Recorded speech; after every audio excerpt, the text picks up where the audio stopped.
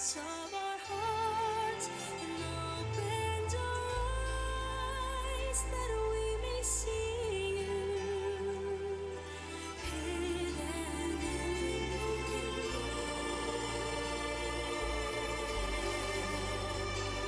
Lord, you laid down your life as bread and wine we see, gave strength to our hearts and made us share with thee when we eat the bread and drink the cup of wine. We believe that Christ in us is our hope of glory. You brought a ray of light, and you rekindled our hope, and led our hearts to yearn for your love. For in you is our hope of glory. Lord, you laid down your life as bread and wine we see, gave strength to our hearts and made us shine with thee when we eat the bread and drink the cup of wine. We believe that Christ in us is our hope of glory.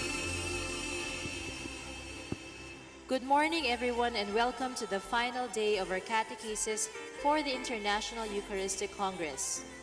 As we continue to ponder on everything that we have taken in from day one, let us all remember that through our prayers and concerns, we have one intercessor who will be our guide in bringing ourselves closer to Him. That is Mary, the Mother of God. Let us continue to look to Christ through His loving and compassionate Mother, Mary.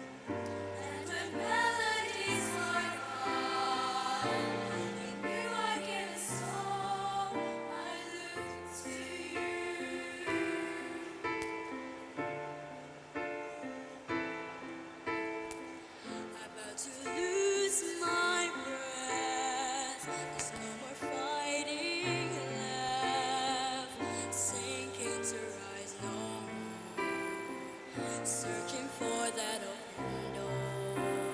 And every road that I've taken led to more regret, and I don't know if I'm going to make it. Nothing to do but lift my hands to you. I look to you. After all my strength is gone, in you I can be strong. I look to you. I look to you. And when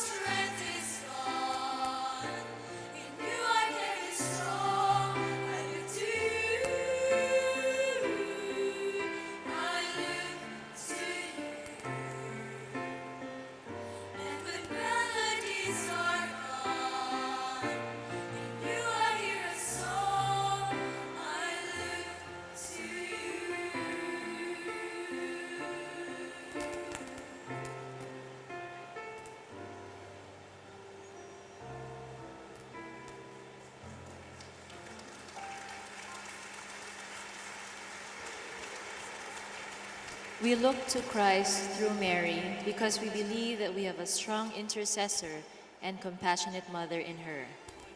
To give us this morning's catechesis, the Eucharist and Mary, please welcome His Eminence Timothy Cardinal Dolan, D.D.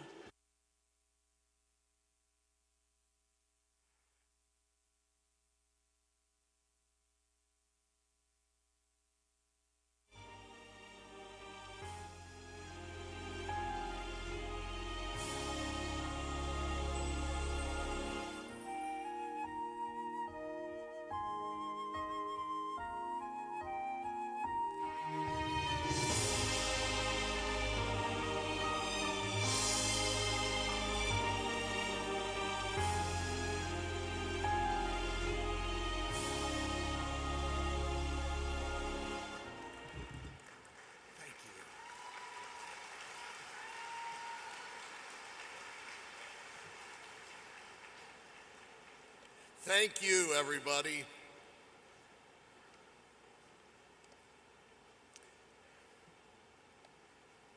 O sacrament most holy, O sacrament divine, all praise and all thanksgiving be every moment thine.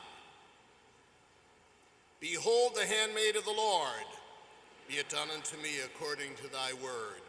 And the Word was made flesh. My dear friends in Jesus Christ, what an honor, what a joy it is for me to be here with you. New York, my hometown, and the United States of America, my home country, send love and solidarity in prayer to this magnificent 51st International Eucharistic Congress here in Cebu, the Philippines.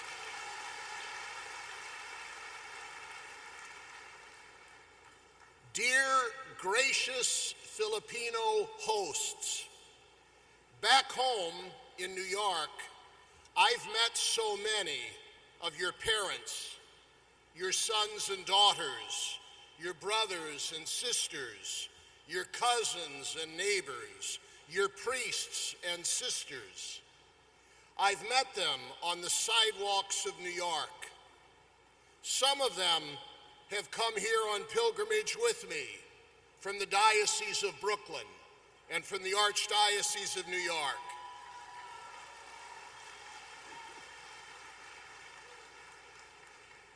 They will agree with me that we Catholics in the United States love our Filipino neighbors.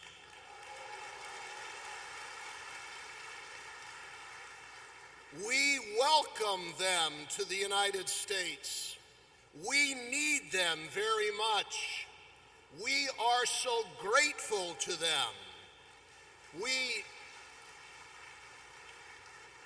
appreciate their warmth and their joy and their loyalty to family and their passionate Catholic faith. And now I see where all those virtues come from as I have experienced the radiance of your faith and welcome here in Cebu. Thank you.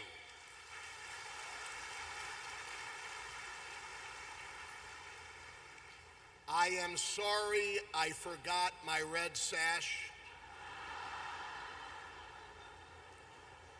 And Cardinal Tagle would not loan me his.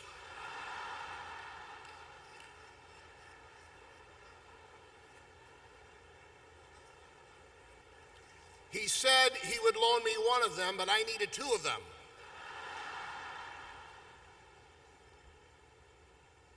When we look with admiration on you, the people of the Philippines, we are touched very much by your strong devotion to the Holy Eucharist and by your glowing love of Mary, the Blessed Mother of Jesus and the Mother of the Church. And that is my topic this beautiful morning of the day of the week dedicated to our Blessed Lady, the Holy Eucharist and our Blessed Mother. You know, tomorrow we will celebrate the feast of St. John Bosco.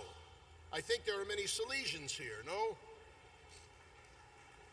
St. John Bosco taught those poor, abandoned street children of Turin in Italy that there are always two strong signs of Catholic identity.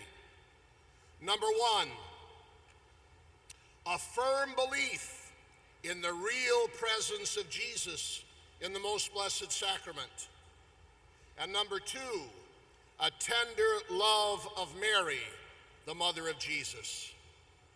There it is, the Holy Eucharist and Mary. The great American evangelist, Bishop Fulton Sheen, preached, listen, the mark of a genuine Catholic is the ability to detect the divine in a mother holding her baby at the manger at Bethlehem, and in the bread and wine miraculously transformed at every Mass. There it is again, the Eucharist and Mary. And just recently, Pope Francis advised seminarians in Rome that before they would go to bed every night, they had to do two things: say good night to Jesus in the tabernacle and say good night to Mary, their mother. There it is again, the Holy Eucharist and Mary. But I know I am preaching to the choir here.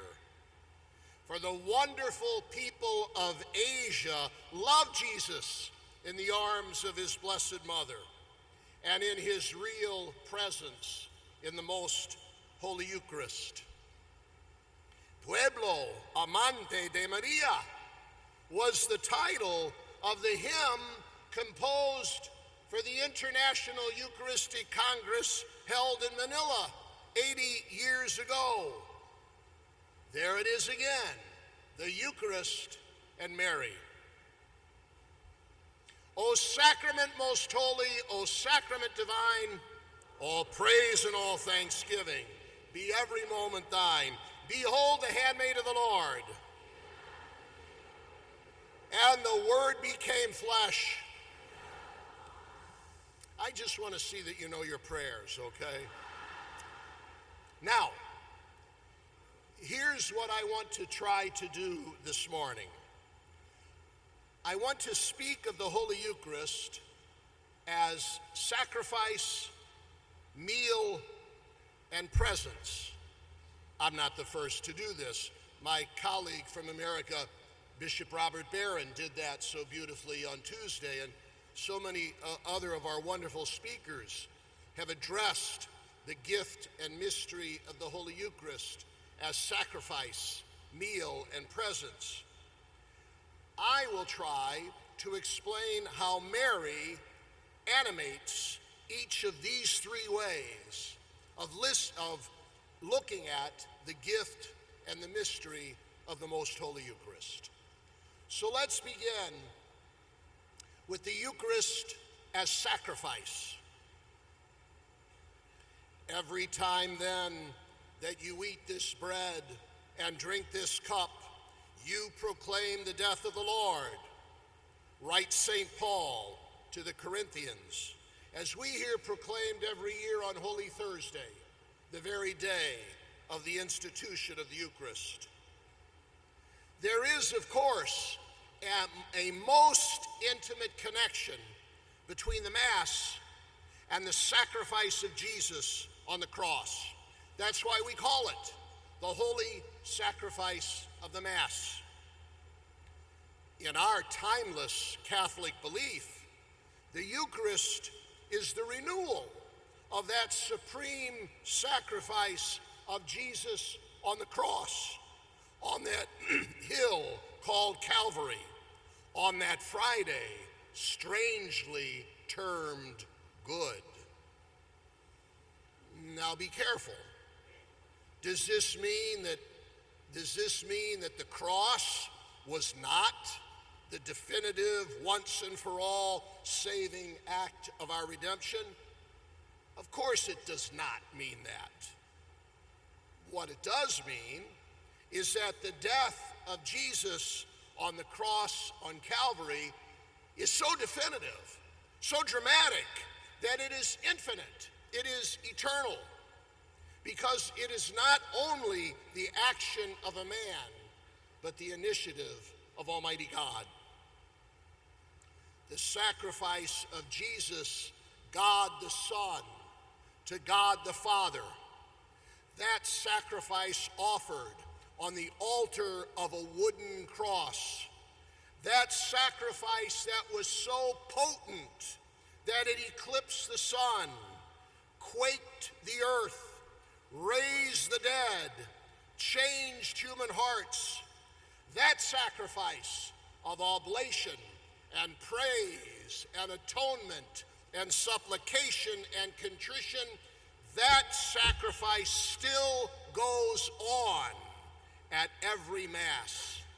And by our faith, our prayer, and our worship, we are sucked up into it as we are united with Jesus in his sacrifice on the cross. Not too long ago, I visited one of my priests who was dying in a hospice in New York, a hospice beautifully called Calvary. When I went in, there this priest was in bed, shaking with fever, struggling to breathe, tubes and wires going into him. But there off to the side was a hospital tray with a chalice, a paten, a missal, and a cross. He had just finished saying Mass on his deathbed. And he said to me, "Cardinal Dolan, I am dying. I am hurting bad. I am on the cross with Jesus, and this is the best altar I have ever had in my 58 years of priesthood."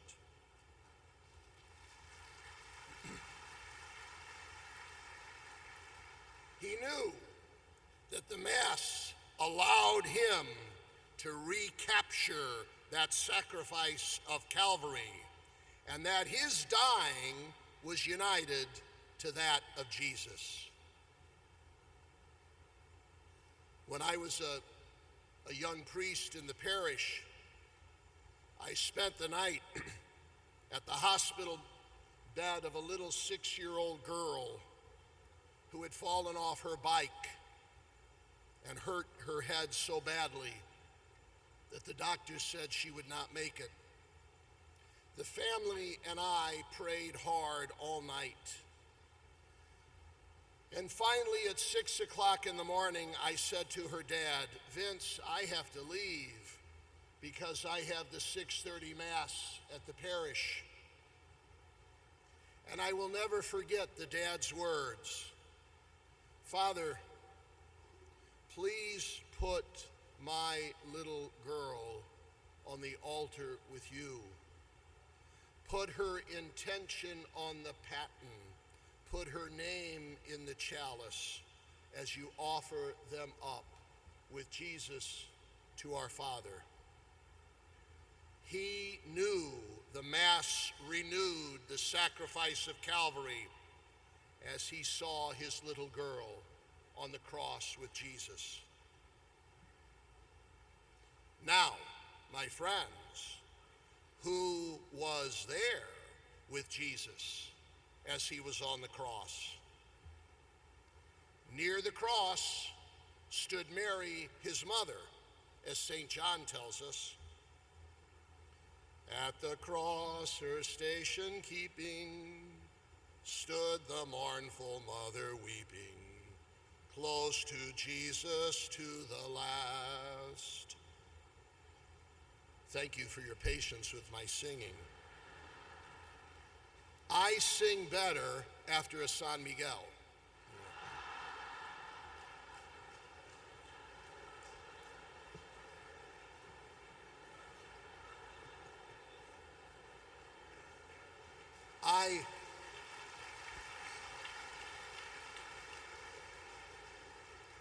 I dance better after two.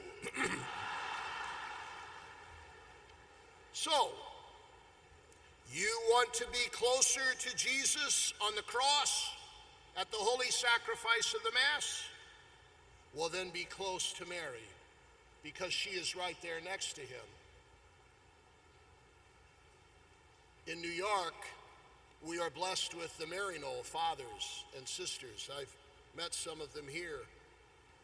And when I visited some of the older Maryknoll sisters, they told me that 60 or 70 years ago, two of their sisters were jailed in China. And the captors were very fascinated by the faith. And as Christmas neared, the sisters took the straw from the floor of their cell and they slowly weaved it into a primitive crib, the crib and baby Jesus and Mary. And at Christmas, they showed it to the guards. And the guards asked who the baby was and who the woman was. And then they started, in preparation for Good Friday and Easter Sunday, to take straw from the floor and to weave the crucifix with Jesus on it and Mary at the bottom. And on Good Friday, they showed that to the guards. And the guards looked at the cross and looked at the crib and said, "That baby, is that man?" And the sister said, "Yes." "And that woman there at the crib, is that woman at the cross?" "The same woman," the sister said. Mary at the wood of the crib, Mary at the wood of the cross. Number two, the Eucharist as a meal. The Eucharist as a meal. As Cardinal Dolan reminded us so eloquently on Thursday, the altar is not just the altar of sacrifice, yes it is, but it is also the table of the Last Supper where God's family is still fed. That moving miracle of the multiplication of the loaves and fish to feed the 5,000 is but antipasto, an appetizer to the miraculous way that Jesus feeds our souls now with the bread of heaven. As those two disciples mentioned last evening by Archbishop Martin, those two disciples on the road to Emmaus, that first Easter, recognized the risen Jesus when he sat down at table to eat with them. So do we recognize Jesus when he is with us at the sacred meal that we call the Mass. As most of the episodes when Jesus appeared to his friends after his resurrection take place at a meal, so does Jesus now feed us at the supper that we call the Eucharist. The Mass, my brothers and sisters, is our family meal, especially on Sunday. And the mother of our family, Mary, is always at the table with Jesus and us. She gave birth to the Son of God in a little town called Bethlehem, which means house of bread, even a hint of the Eucharist that first Christmas.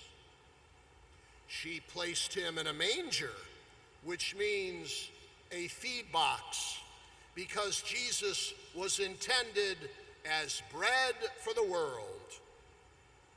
He would work his first miracle for that newly married couple at Cana in Galilee by changing water into wine at her request. She is with us now.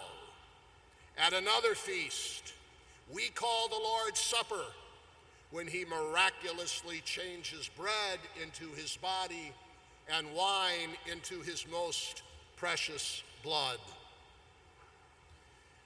We are hungry for this bread of angels. We long to receive him daily if we can.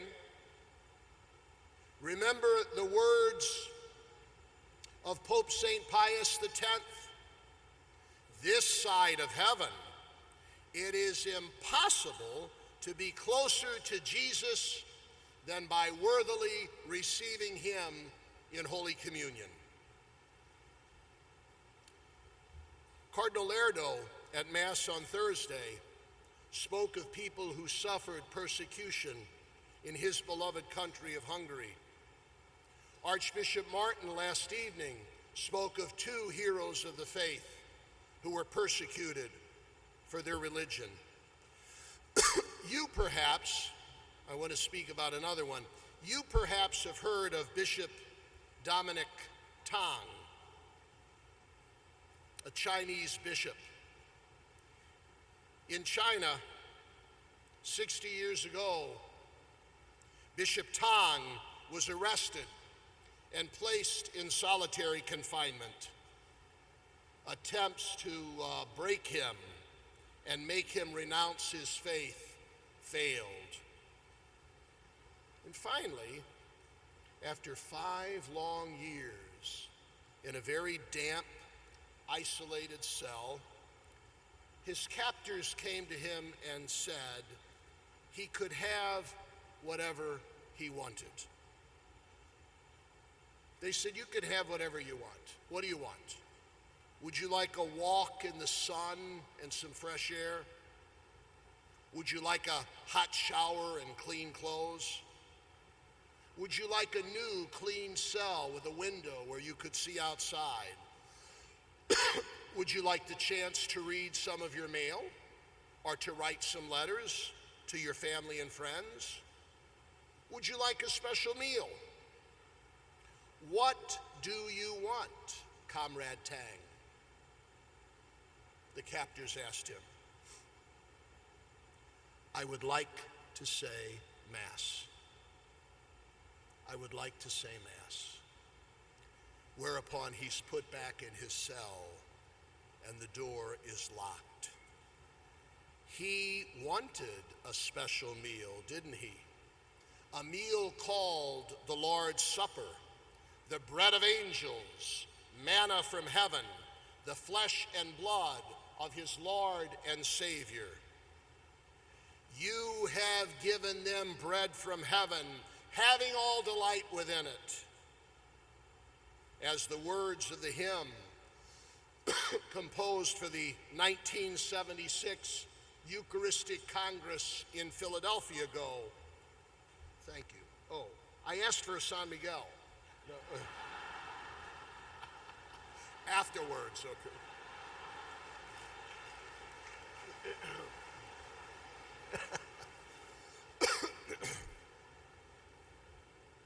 As the words to the hymn composed for the Eucharistic Congress in Philadelphia in 1976 go, you satisfy the hungry heart with gift of finest wheat.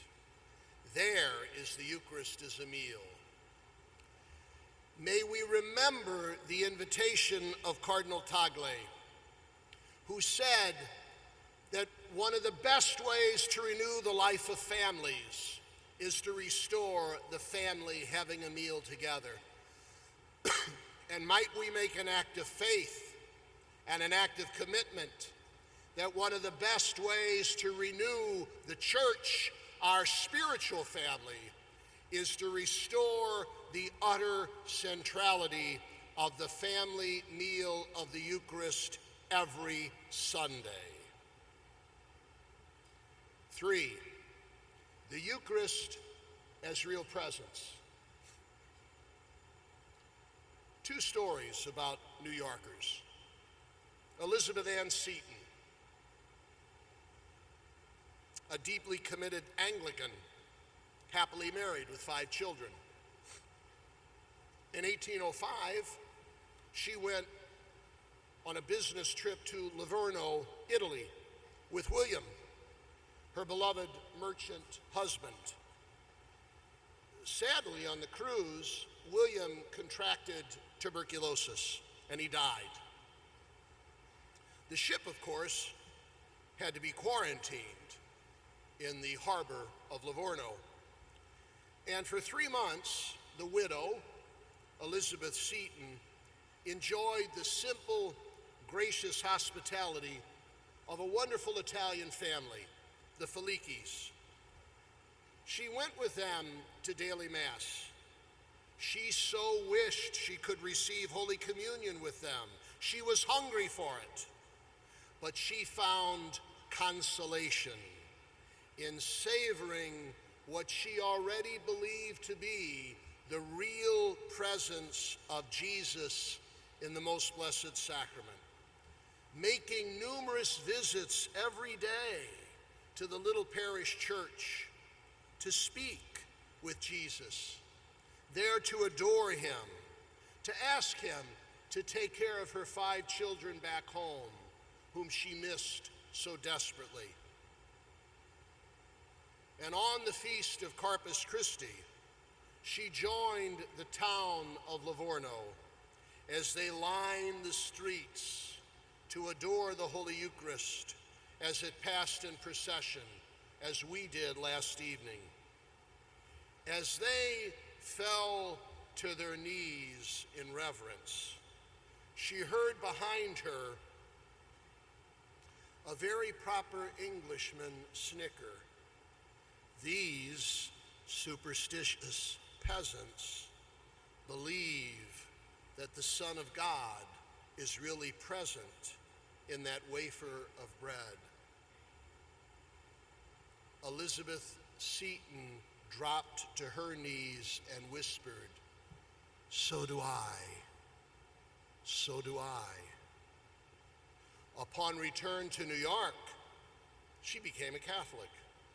And now she's a saint, all because of her faith in the real presence of Jesus in the Most Blessed Sacrament.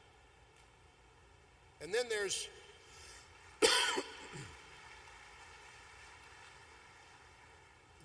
Thomas Merton.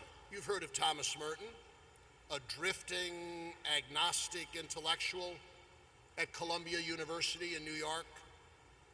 Out of curiosity one day, Thomas Merton stopped at Corpus Christi Parish. And there he was moved as he watched the obvious faith and piety of the people at Mass. He observed them as they reverently genuflected, bowed their heads at the consecration, and humbly approached Holy Communion. He saw them return to their pews, transfixed, obviously in union with Christ. They really believe Jesus is present in that wafer of unleavened bread, he concluded. And soon he would enter the church, become a Trappist monk, and one of the great spiritual theologians of the 20th century. Such, my friends, is the timeless faith of the church. Jesus Christ is really and truly present in the Most Holy Eucharist, body, blood, soul, and divinity. Our Blessed Mother is part of this too, because see, at Mass, at every Mass, the incarnation goes on. What do I mean that the incarnation continues at every Eucharist? Let me try to explain. You know, the first mystery of our faith is the Most Blessed Trinity. One true God in three divine persons, Father, Son, and Holy Spirit. The second mystery of our faith is the Incarnation. The second person of that Most Blessed Trinity, God the Son, the eternal Word, took a human nature, assumed human flesh. That's what incarnation literally means, to be enfleshed, and became man. Hallelujah. Here's the question, though. Who provided a human nature to the Son of God? Behold the handmaid of the Lord. And the Word was made flesh. Mary it was who said that, everybody. The incarnation, God asked for her free consent so the incarnation could happen. Soon to be Saint Teresa of Calcutta once spoke to priests. You priests must feel so close to Mary. At her word, the Word became flesh at the incarnation. And at your words, God the Son takes on the appearance of bread and wine and is really and truly present with us at Mass. See? The first incarnation happened with Mary's cooperation. But the incarnation goes on now as God is with us, Emmanuel, in the Most Blessed Eucharist. I lose about 5 pounds at every talk.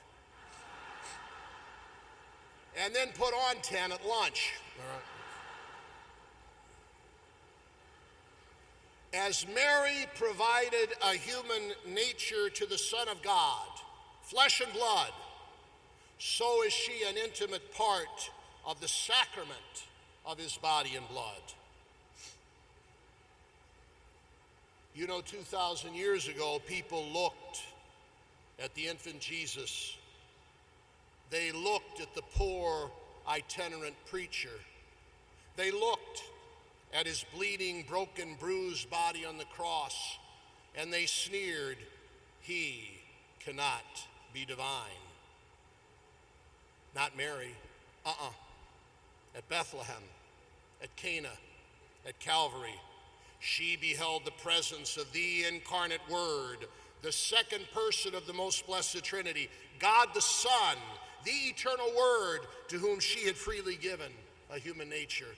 And today, my brothers and sisters, be careful. People look at the host. People gaze at the tabernacle. Even people, as they approach Holy Communion, are sometimes tempted to snicker and say, "Am I to believe that this bread and wine are divine? How silly, not me." No, we proclaim with Mary, "Credo, I do believe, amen." 2.5 years ago, I bet you many of you were there. 2.5 years ago, I was with Pope Francis and millions of young people from all over the world in Rio de Janeiro, World Youth Day. The highlight for me of World Youth Day came at the vigil on Saturday night. Jesus, really and truly present in the Blessed Sacrament, was there in a huge monstrance illuminated on the altar. In front of that altar kneels our Holy Father, Pope Francis. And behind him, everybody, behind him kneel in absolute silence, close to 2 million young people. All you could hear from 2 million young people in one of the largest, most boisterous cities in the world, All you could hear were the waves on the beach. And all I could think of was the shore of the Sea of Galilee, where the only begotten Son of God was really present and called his first disciples when they asked him, "Where do you live?" And he replies, "Come and see." The Eucharist is where he lives. The Eucharist is where he is really and truly present. Those young people knew that. The Eucharist, sacrifice, meal, and presence. As St. Thomas Aquinas, whose feast day we celebrated Thursday, wrote 8 centuries ago as we chanted last evening during our Eucharistic procession, "Here the new law's new oblation by the new king's revelation fulfills the form of ancient sacrifice." The Eucharist is sacrifice, with Mary there at the foot of the cross. St. Thomas goes on, "What he did at supper seated, Christ ordained to be repeated, his last supper ne'er to cease."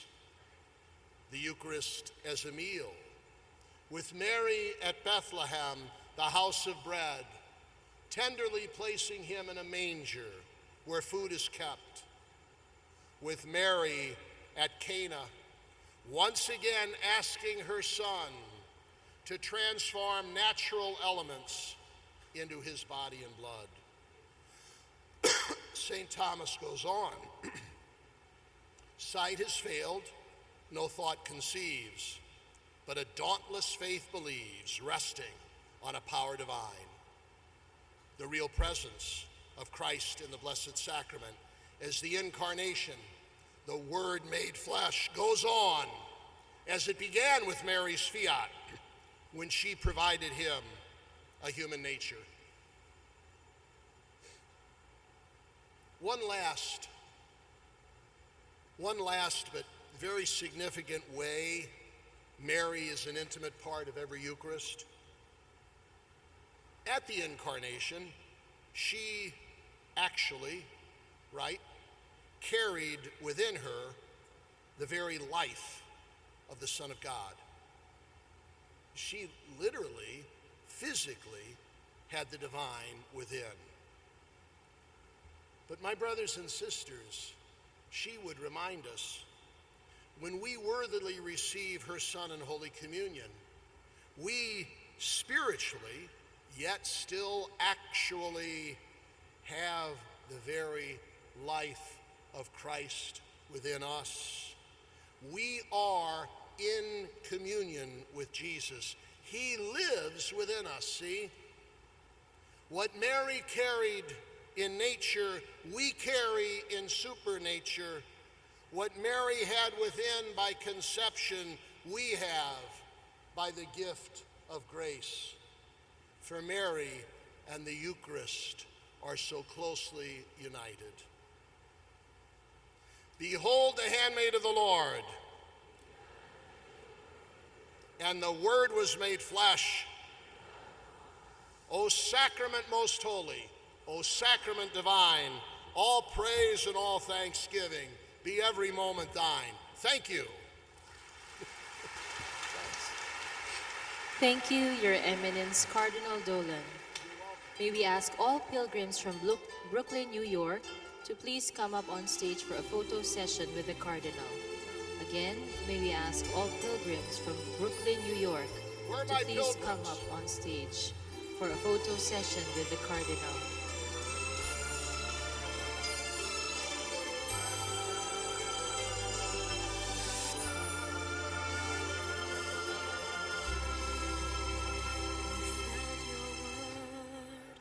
Burning within us, your word unlocked the hardness of our hearts and opened our eyes that we may see you hidden in the